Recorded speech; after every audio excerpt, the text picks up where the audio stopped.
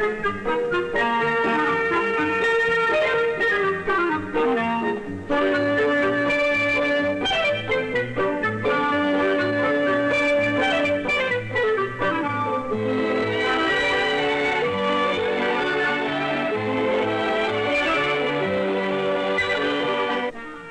first step toward a professional haircut is to have your implements in good repair and in a sanitary condition at all times. The Yoyette clamp can be used very successfully for parting, blocking, and holding the hair. For wet hair shaping, the razor with a guard is preferred. The following hand positions will help you develop skill and accuracy. The exposed blade should be directed away from you during tapering so that the hair strand goes over the cutting blade before coming in contact with the guard. The various hand positions determine the amount of taper you may achieve for different styling effects.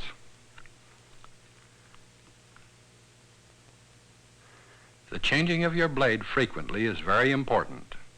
This can be done rapidly and makes the hair shaping much easier. Your scissor has one movable blade which is on the thumb side. The hand should be stationary at all times with only the thumb moving. You will note on the thinning shear there is one serrated blade and one movable blade. Here again the holding of the instrument is very important. We control it while combing the hair at the same time.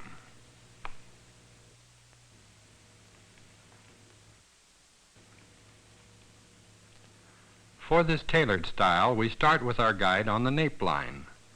We work from the center toward the right, cleaning up the neckline as we go. Now this is very important. Keep the shear flat to the neck so that you don't injure your patron. Graduate your comb upward. Your comb is your guide. Work always with your shear over your comb, repeatedly checking your guideline. You will note how the hair is contoured upward, bringing the hair back to the base of the comb.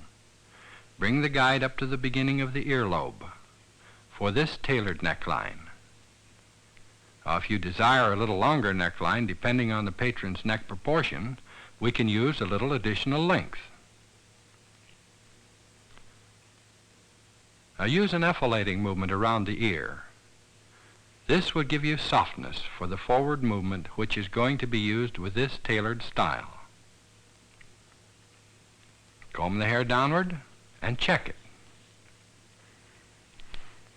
After you have given the proper taper, constantly work your guidelines to achieve smoothness and perfection in the gradation. Work from the center to the left. Here again we go up approximately to the earlobe.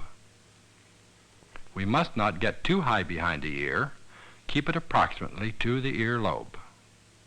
Some necklines require slightly higher movements, such as does our model today with her shorter neck.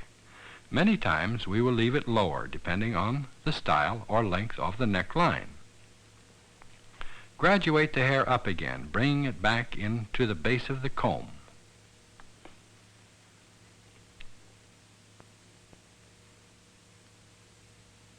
We will demonstrate this with a lighter comb so that you can actually see the hair come back into the base of the comb. Here you will note the hair as it falls to the base. Now this is very important to ensure that you have proper blending on the neckline without any coarse abruptness to the hair. Feather the hair at the nape so that you eliminate a heavy line. Graduating upward, hold the hair out erect from the scalp. Hold the hair high, bringing the hair to the base of the comb and cutting with a blunt movement.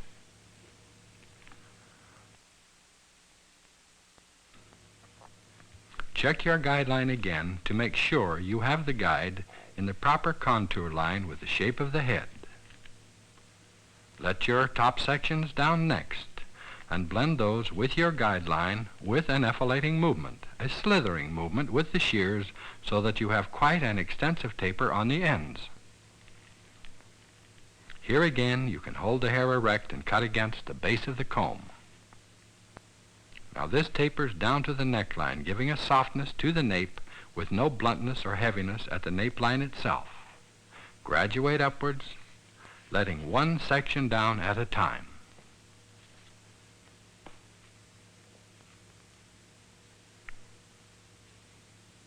Now with tapering, graduating, and fitting the hair down close to the neckline. On the sides, we use a diagonal parting, holding the hair taut, combing it forward, and using a slight slithering movement to remove the desired amount of hair. When the hair is quite curly, it is helpful to dampen the hair to remove some of the curl. This will straighten the hair so that we can check the length of the hair properly and give us a better view of our actual hair cutting results. Of course, this should be done only prior to the final cutting.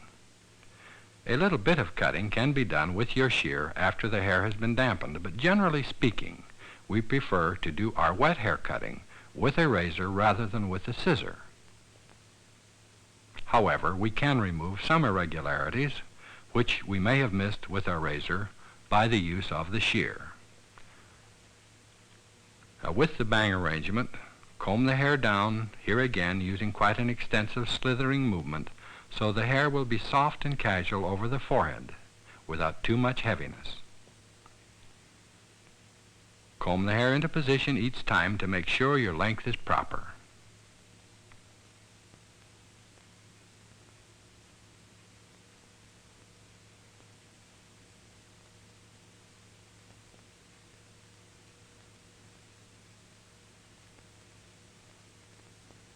Comb the hair cut thoroughly when you are through, directing the hair in the lines of the desired style.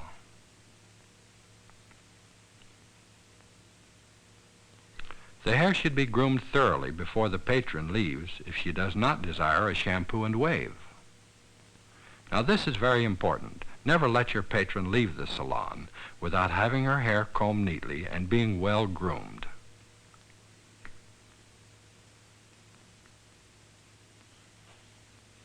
If our patron were not to have a shampoo and set and comb out, we would dress her hair similar to this.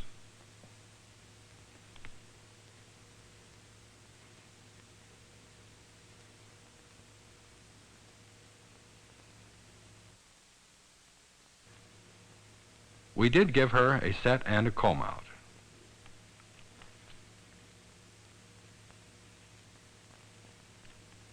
Now it was quick and easy from the tailored style cut